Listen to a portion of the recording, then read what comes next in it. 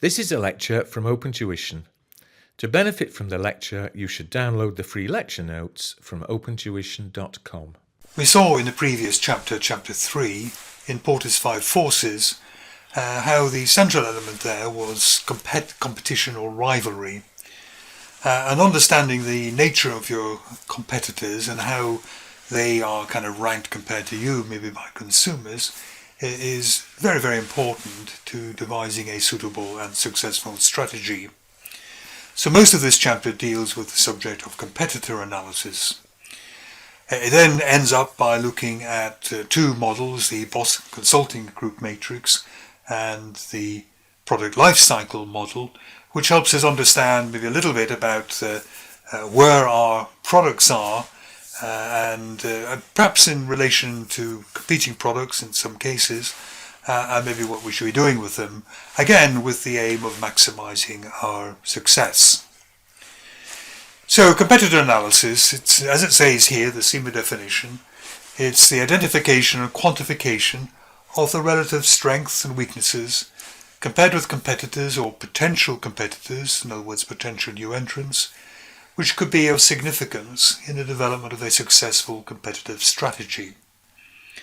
So basically what we need to try to find out if we're in a competitive environment is where our strengths lie and indeed where our weaknesses are.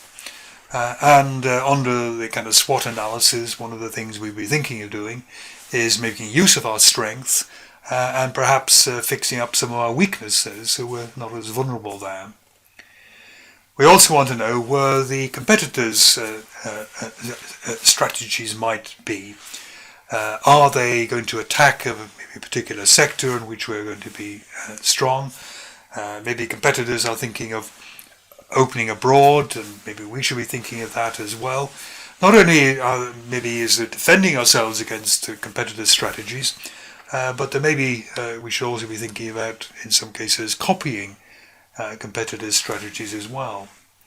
So we will be, in response to this information, what we're good at, what we're bad at, what competitors seem to be up to, we will be developing our own future competitive strategies.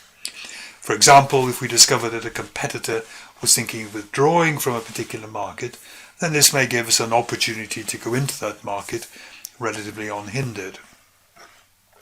And then finally, it's going to assist in developing strategies which can reduce our vulnerability to competitor action. So if we see that a competitor is maybe launching a new product, maybe what we can do is to try and maybe reduce the prices of our product. Maybe we bring forward the launch of one of our replacement products as well, so that we don't lose too much market share to these nasty competitors. Now, who are our competitors? And Kotler identified 4 types of competitors. First of all, there is brand competitors. And how are we going to remember this here? So think of a brand. What do we, if you think about an airline here, well, we're really looking at competition between what you might call equivalent brands.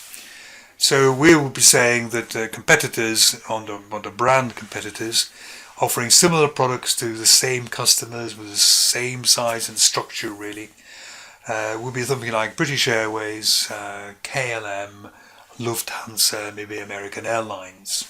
They're all large international airlines flying intercontinentally, providing what's normally called full service airline provisions. In other words, they give you food, they provide entertainment on the aeroplanes, and so on. And if you're kind of choosing, I want to fly from London to New York, then your kind of choices are something like maybe United, American Airlines, British Airways, Virgin Atlantic, something of that sort. You'd be really deciding between those brands. Industry competitors, that would bring in other competitors not maybe competing directly with you, but that would bring in to the British Airways, the KLM and so on. But also their airlines, and also in the airline industry, there are airlines like EasyJet, like Ryanair and Wizz Air and so on. You've got the kind of cheaper, more basic ones coming in as well. So that's almost your fullest type of direct competition. But we'll only be competing on certain areas and certain routes. Form competitors, competitors who compete for the same needs, so they're technically quite different. Now in the UK, we have an air service, say between Manchester and London, and Leeds and London. And both of those journeys are around 300 kilometres, 200 miles, something of that sort. And it's something which can actually be very conveniently done by rail. Quite good, fast railway services. The railways go from centre of the city to centre of the city, whilst the airlines have to go to airports which take a little while to get in from, and so on there. Now those would be form competitors. Because the need is to travel from, say, Manchester to London, but they're offering quite different technical ways of doing it. And finally, you have generic competitors, competitors who are essentially competing for the same dollar. So we have, for example, in terms of the leisure dollars that people have, perhaps, you could be competing between maybe going to a football match or going to the cinema. You don't have enough money maybe to be doing both of those. Or you might be competing, going out for a nice meal in a restaurant, or maybe we have a day away somewhere and maybe stay overnight in a bed and breakfast and so on. So those are generic competitors, where we are maybe fulfilling very similar needs, in other words, a need for leisure and entertainment, and we're competing for the same income, but it's going to be very, very different indeed how it's actually going to be supplied. I think you need to know, the differences between those, because you could easily be asked a question whether compared to competitors, you're asked to choose A, B, C, D, what sort of competitor is that? Now, Porter suggests when you're doing your competitor analysis, in other words, trying to sum up your competitor, this approach can be used. First of all, you have to try to get under the skin of the competitor. You have to try to see it from their point of view. Try to imagine what are their objectives. And they could have quite a different effect on us, depending whether their objectives was to have a very large volume of sales, or whether their objectives was to have a smaller volume of sales, but higher priced, whether they wanted to go kind of mass market, or whether they wanted to go kind of differentiation luxury market there. And depending on which objectives they were going for, then it might have quite a different effect on us, on our existing business, and could have quite a different response from us on what we should be doing. And we have to think, what are also their assumptions? What assumptions are they making, perhaps, that if they want to go into the kind of mass market, what assumptions will they be making, perhaps, about the price that has to be charged for products which are going to have mass appeal? Or if they're going up market, we might also be interested in what sort of features and what sorts of services they are going to be delivering in these more exclusive products and services. So that's what drives the competitors, what it wants to do, and maybe what it has to assume it will have to do to achieve those objectives. Like, how many outlets it would need, or how many products in its product line it will need.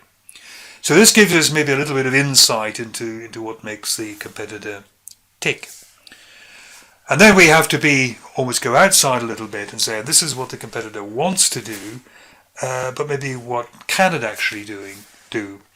So if we wanted to go into the mass market, what would its strategy be? Is it going to start producing cheap goods itself, or perhaps it's going to outsource? Is it going to have the goods produced maybe overseas and import them and sell the goods cheaply here? How does it think it's going to actually realize these objectives? We might also be interested in a timeline for that as well. Does it want to do this very quickly, or is it going to do it in a more piecemeal sort of a way? And we also have to think, what are its resources and capabilities? We have to make, some sort of judgment as to whether or not this strategy and these objectives which have been set out by the competitor are likely to be successful, or whether, in which case we needn't worry about it maybe too much, or perhaps whether we think the competitor is really in a way doomed to failure, that it's bitten off more than it can chew. And then maybe what we should do is we should kind of hang around and wait to pick up the pieces.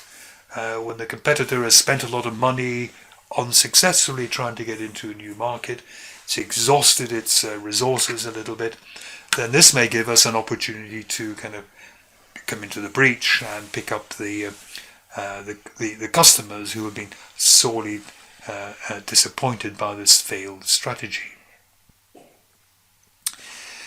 The competitor analysis, what steps do we need to go through? And the 4 C's is what's used here. Collect information. So where do you get information about a competitor? Well, you could, for example, visit their website. You could maybe visit their store. You could maybe go to conferences and exhibitions where they are. You could have a look at the products which they are producing. You can do mystery shopping. You can go along or send someone along who acts or pretends to be a customer or a passenger. See what sort of treatment they get. See how the competitor actually delivers that product or service. You can look up their annual financial statements. This is all useful stuff in trying to judge maybe the capabilities and the resources and the strategy and the objectives of the competitors. You want then to convert this great mass of information along. Basically, you want to produce at the end of the day a nice report where you can kind of summarize what you think the competitor is up to. So we need to convert information into intelligence. So we need to, and this then goes CIA, which we should be able to remember for information, I suppose. You need to collate the information, put it into graphs, tables, make averages, etc., etc.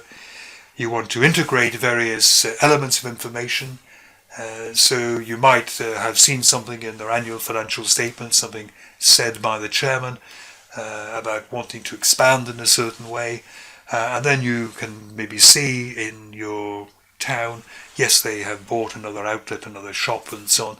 So they do actually seem to be making some headway in realizing what the chairman said was their plans in their annual report. And then we have to analyze and interpret the information. We've collated it, we've integrated it, and then we have to really draw some conclusion, maybe about what they're up to. Maybe we can conclude what kind of sector of the market they seem to be concentrating on, or what area of the country they seem to be making a push for, and so on.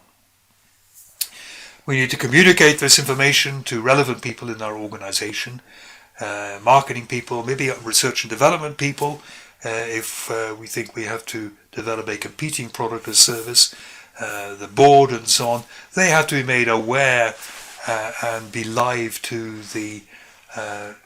what the competitors are up to. And this then, when you communicate this to the people responsible and the people with the skills, should hopefully enable us to counter the plot or the ploys that the competitors are embarking on. There's a very good saying in English, forewarned is forearmed. If you get a warning about something nasty happening, you get that in advance, then you can prepare your defences in advance, and you have a much better chance of defending yourself successfully with this bit of advanced knowledge. Now, the product life cycle can be to do with products, but it would also, it is to do with products, but it'll also give us kind of valuable insights into maybe what our competitors are likely to be up to at various stages of a product's life.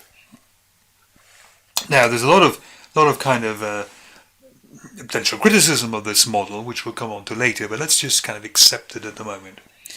That a product is going to go through these 4 stages. Sometimes you say with 5 or 6 stages, but 4 is enough.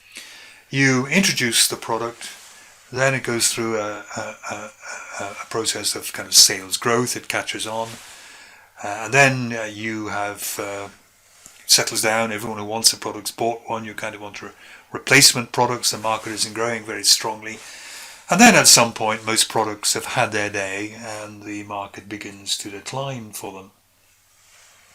And we have to think, what would we, thinking about fighting our competitors, what would we be interested in these various phases?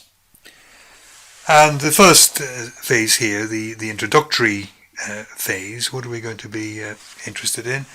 Well, we're going to be interested here, I think, in knowing whether we are going to go pretty much as planned, or whether the product seems to be a bit of a failure, or if we're really lucky, the product really takes off very strongly. Not quite at this stage so much to do with competitors, but very, very important to us. If you were the marketing person responsible for this launch of the product, the introduction of it, and you found your sales were kind of heading along here, you're going to have some kind of sleepless nights, I think, on this. It looks as though the product isn't going to be much of a success, yet you've pinned your hopes on it.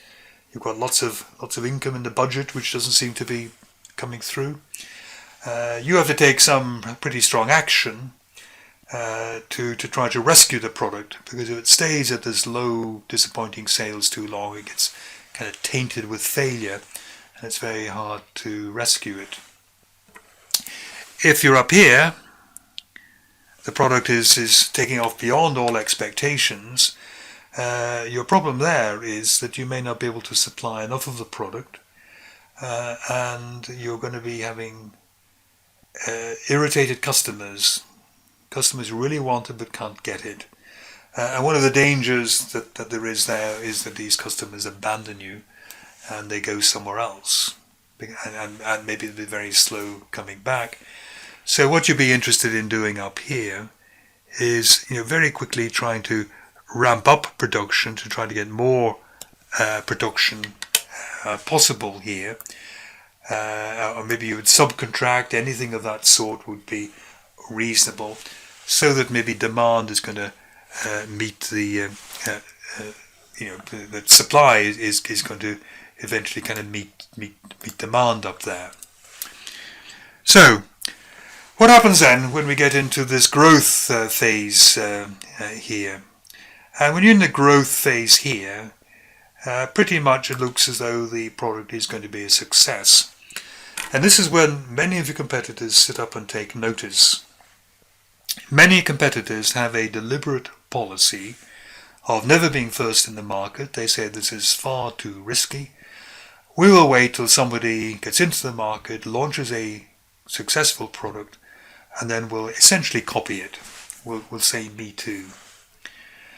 And they will be jumping in here, and of course they would have conserved a lot of their investment money and so on. They don't have nearly as many failures, and they will try to steal lots of your market share as you go up there.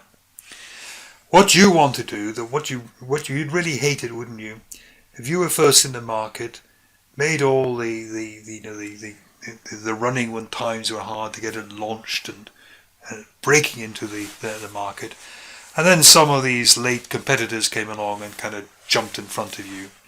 What you want to do here is really to try and stay in front, and what you would be trying to preserve here is your presumably predominant market share, your leading market share, and you should be thinking of advertising quite heavily. You should be thinking of maybe bringing out a generation 2 of the product and so on. Now this is what Apple did when it launched its iPod, the little music device. And it was around the beginning of the 2000s, I think it was, when it first launched its iPod. The iPod was about that size, yeah. That was the original one, and then very soon it brought one out about half that size. Let's say about that size, yeah. And that was called the iPad Mini, and that was a really successful product. It was very portable, easy to carry in your shirt pocket and all this kind of stuff. And then whilst that was selling really, really well, they brought out another product which is really only about that size, and they called that the iPod Nano. And people said, look, why have you brought out the third generation of the product when the second generation was still doing very well? And he said, because it puts us even further ahead of the competition. We've now launched 3 products, and most of our competitors have hardly launched one. Surely that's going to kind of frighten them off. They don't know how many improvements and refinements in this product we have just ready to launch should they come in. So they worked really hard to keep the lead. And then we have this time up here. The market has stopped expanding. The trouble is, once the market starts expanding, if you want to increase your sales, then you really have to do that by stealing market share from other people. And this stage here is very, very competitive, because the way people steal market share is by reducing the selling price. And what you find at this mature stage is all these companies are competing for market share, and the price of goods drops.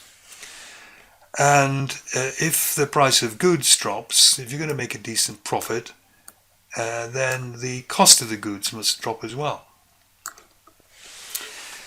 So to compete properly and to make a decent profit, you have to find a strategy which will allow you to compete with these very cutthroat type of competitors. And the sort of strategies which would be available here, one is consolidation. Usually kind of mergers take place. So companies merge, they can combine a certain number of the operations, they can spread their marketing over twice the number of products and so on there. That's one strategy. Another strategy you can do with regard to competition is to leave the market. It's called shakeout. Your competitors, they've all kind of got married off to other big competitors. You're facing now 3 mega competitors, global mega competitors. You're the little one that's kind of left here without somebody to consolidate with. And maybe it's better for you to leave the market. You've kind of missed the boat. And then out here we have a decline phase. The difficulty is that these diagrams never quite tell you when this decline phase is going to start. And in a decline phase, your competitors will be thinking, should I get out of the market? And some of them will want to make a very quick exit. But remember, decline here can be very slow. Decline could easily be 10 years. A slow, dignified reduction in the popularity of that product. And if you are looking at your competitors and they're all getting out, there might be a very profitable time for you there if you're the last one, the last kind of competitor left standing. You have to beware of this just a little bit. It's always going up and over like this. It's not as simple as that. Not all products are going to go up and over. This one here that we started off with might just go up here and be pulled. It's just a non-competitive, a non-successful product. These never really tell you in advance the length of the mature stage. So for some products, this mature stage here could be a matter of just weeks. Some kind of fashion products have a very short lifetime indeed. Other products could be lasting for decades. So something like Coca-Cola has lasted for 50, 60, 70 years, and goodness knows when it's going to decline in the future. many kind of well-known household goods, floor polishers and metal polishers and perhaps washing powder, again have been around for decades and so on. And what we really would love to know in advance is when this decline phase is going to be coming in, because we need to think, amongst other things, how we're going to replace this stream of income which we're losing.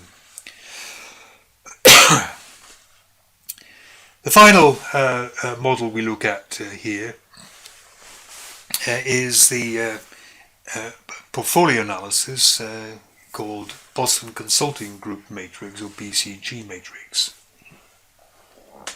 And this looks at the two variables, the market or industry growth rate and the relative market share of your product. So we're comparing here how quickly the whole market is growing with our slice of it compared to our competitors. And strictly speaking, relative market share is our market share compared to the largest market shares, which never be more than one.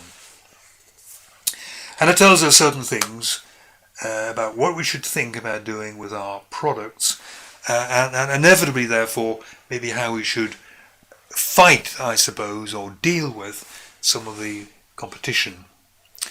And I always started with the question mark or problem child, which is here. So here we have a high industry growth rate.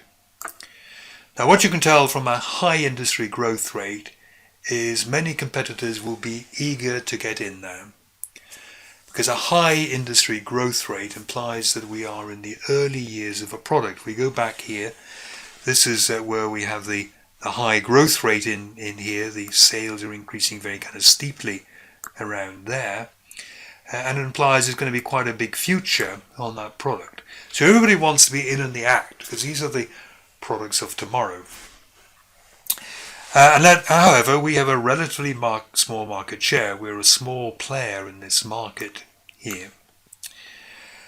And what the BCG people say is, if you're in this very attractive, very kind of competitive area, and you only have, say, a 3% market share, a low market share, they say you have no future there.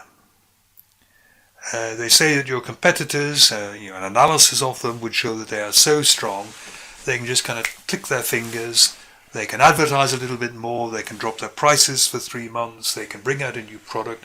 They are so big and powerful that they can just kind of get rid of you like swatting a fly.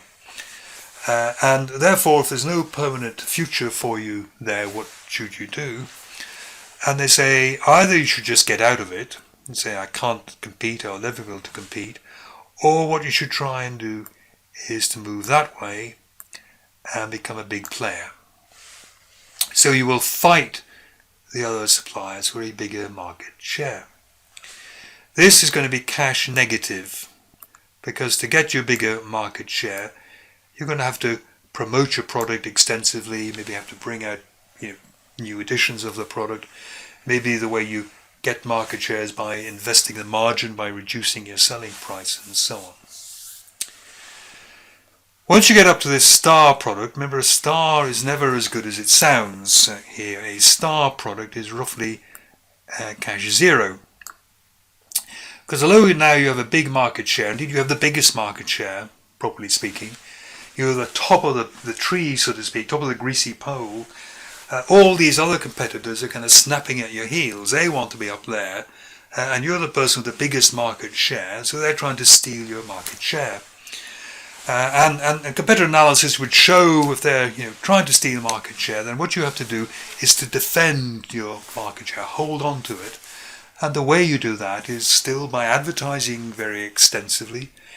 The way these newcomers will try and steal your market shares, maybe by having a special offer, special deals, etc. You have to kind of match that very often to keep your predominant, preeminent position as the biggest player in the market.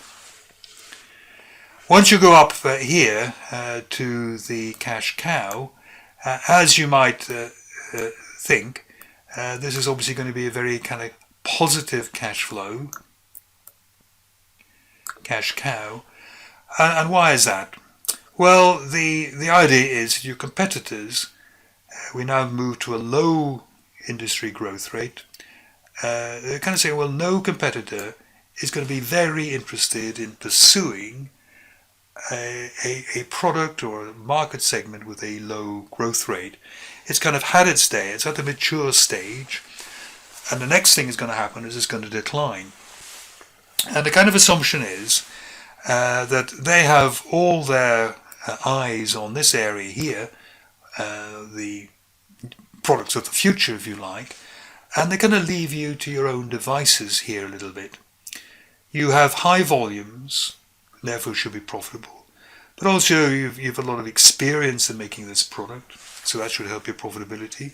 You've depreciated all the machinery involved in making this profit, so your expenses are pretty low, but also you don't have to promote quite as actively. Nobody's attacking you here, so you don't have to advertise quite as much. You can kind of leave the product nearly on the back burner a little bit. Over here, the cash cow does not turn into a dog. There's no genetic engineering. What we would say is you have a product there with a low industry growth rate and you have a low market share anyway, just get out of it, just divest. Just close down that factory, or ideally see if you could sell it off maybe to one of the competitors. There's no point in you spending time trying to get a bigger market share of a product which seemed to have had it. And that's basically that. So portfolio analysis, BCG, really quite powerful. It's called portfolio because what you like to see is a nice mix of cash cows and problem children. The problem children need a lot of investment to grow the market share. The cash cow provides money. If all your products were problem children, you probably couldn't finance them. You probably couldn't promote them up to a star. If all your products are cows, cash cows, then life is great at the moment, very profitable, lots of cash flow. But in 3 years, 5 years' time, when those products really have hit the decline phase, then your sustainable competitive advantage will have kind of disappeared. What we like is a nice balanced portfolio so that the cash which has been generated by the cash cows can be used to nurture and to bring on the question marks, which are really the products of tomorrow. Finally, in competitor analysis, we look at the role of big data. Big data means extremely large collections of data that may be analysed to reveal patterns, trends and associations, especially relating to human behaviour interactions. You all come across big data almost certainly if you have any form of a loyalty card, say with a supermarket. Because what happens when you check out your goods and you swipe the loyalty card and so on, you get a few points that you could maybe redeem later for something. But what the supermarket's really after is keeping records of your buying habits. And what it does, then it can perform what's called data mining. So it collects information, then it provides data mining. And this is where we're trying to find these patterns, trends and associations here. You look through this great volume of data, because it will keep this for every visit to the supermarket of every customer with a loyalty card, maybe for 5 years. You've got a huge volume of information there. It goes through this whole, lots of it not very interesting, but occasionally it will find something that's really, really interesting. It maybe finds particular patterns of consumption, maybe what people buy on a Saturday, for example, in preference, and maybe what they buy on a Monday in preference. Maybe they find it's related to weather patterns and so on. Maybe they find that people tend to buy 2 items nearly always together, and maybe they could increase sales by placing those physically together to make it easy, or maybe they could develop a new product where the two products are actually kind of packaged together again to make it easy. As well as just to show you what they're kind of up to nowadays, as well as looking at what you buy and relating that to you and your loyalty card and so on. And of course, that immediately gives them marketing information, because if I suddenly buy baby milk or baby's nappies, then they will know in about maybe 6 months' time, whatever the time period is, the baby will be getting maybe onto solid foods, who can send me some vouchers and emails promoting solid food. And then it knows maybe in about 5 years' time or thereabouts, the child might be starting school. So again, we can have kind of special offers maybe sent out for school clothing or bags or whatever they think they're going to be selling in the supermarket.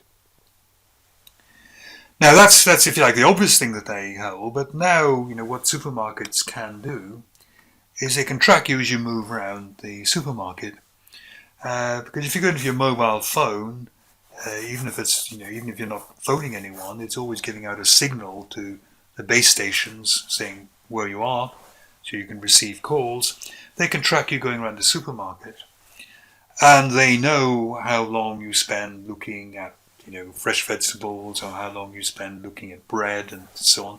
They know where you've kind of lingered for a little while and therefore may be interested in a product. And they can also, of course, tie that up to face recognition systems. They will have cameras in the ceiling. They know where you are, and the camera therefore knows who they're pointing at, so to speak. Then if it kind of follows you round to the checkout, and that's where you use your loyalty card, then it's got you, it's identified you, and it will remember that last visit, you spent a little while looking at bread or something. And it maybe isn't going to be too long before, as you pass counters, pass shelves, that it will maybe flash up offers just be made to you, as well as maybe sending you vouchers and emails and so on. Or as you get your till receipt, quite often now here's what you've bought and here's a special offer for the bread or the fresh vegetables or whatever you were looking at, to try to encourage you maybe next time to buy it. And this gives us, of course, our first thing here. People talk about the 3 V's in big data. The vast variety of data. We have got accounting data, what did you buy? We've got geographical data, where you were. You've got time data, how long you spent looking at fresh vegetables. You've got facial recognition data there. And there's a huge variety of data that has to be held. Velocity, they're getting the data all the time, all the customers in each supermarket there. So this data is really mounting up very, very quickly indeed. And it's going to hit very, very high volumes. So there are a number, we didn't get into it, but there are a number of kind of specialist techniques around, and indeed specialist almost database languages around, which are specifically there to look after this huge variety of data changing very rapidly in huge volumes. Because if you're not careful, the data will get so big that you'll never be able to extract anything useful from it. Now, we've talked a lot there really about how the supermarket or the organization can use big data on its consumers.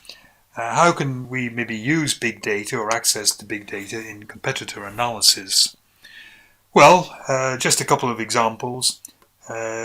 You will probably have been to supermarkets where they do a price matching offer. They will say that we're never going to be beaten on price. And what they're doing, of course, when you are checking out, they will be trying to, let's say it's what you've bought is a box of detergent. They will be checking all the other supermarkets in the area to see online to see what they are typically selling a box of detergent for, and if they find it's cheaper somewhere else, they're going to give you a little voucher for that. So there's an enormous amount of data there, keeping track of your competitors' prices, current prices. Or if you're an airline, even more data. You know, probably to your cost, that airline prices for a particular route go up and down almost on a daily basis. You look this morning, and the fare is 200, you look this afternoon and it's 250. Maybe because they know it's you again, of course, they've put something on your computer to recognize you. But there's a lot of kind of gamesmanship in here. If a competitor airline is selling at 250 and we have a plane which is half empty, then maybe we have to reduce our prices to 250 to try and fit our plane in preference to theirs, and so on. We can trawl through stuff like Twitter and Facebook. We'll be looking at what are people saying about our product. And similarly, Google can say an awful lot. I mean, to show you how Google can be used, not quite in a supermarket environment, but Google has been proven to be able to identify influenza outbreaks before health authorities have. Because people, when you begin to feel, a bit shivery, a bit of a temperature, a bit of a headache, you think you've got the flu, people go and they Google in influenza remedies or something of that sort. And Google can say, well, there's a lot of that happening in that town. There must be some sort of outbreak of flu happening there. And it's maybe not until a couple of days later that people start turning up at their doctor and it begins to be, formally recorded. Similarly, if you have a lot of people who are Googling a particular product, maybe a particular competitor's product, and you can pay for that information, then you are getting information about how competitors seem to be grabbing the attention of customers and who may be dragging those customers away from you and will maybe give you advance warning that you need to do something. Similarly, messages in Facebook, it's possible to read messages in Facebook and to interpret them automatically. You can look out for references to your company and references to competitors and so on, and you can probably also decide whether those are favorable comments, kind of likes, or whether somebody is complaining about a product and so on. So there is a considerable potential for use in this big data for dealing with competition and getting a little bit of advanced warning about what might be happening. This is a lecture from Open Tuition. To benefit from the lecture, you should download the free lecture notes from opentuition.com.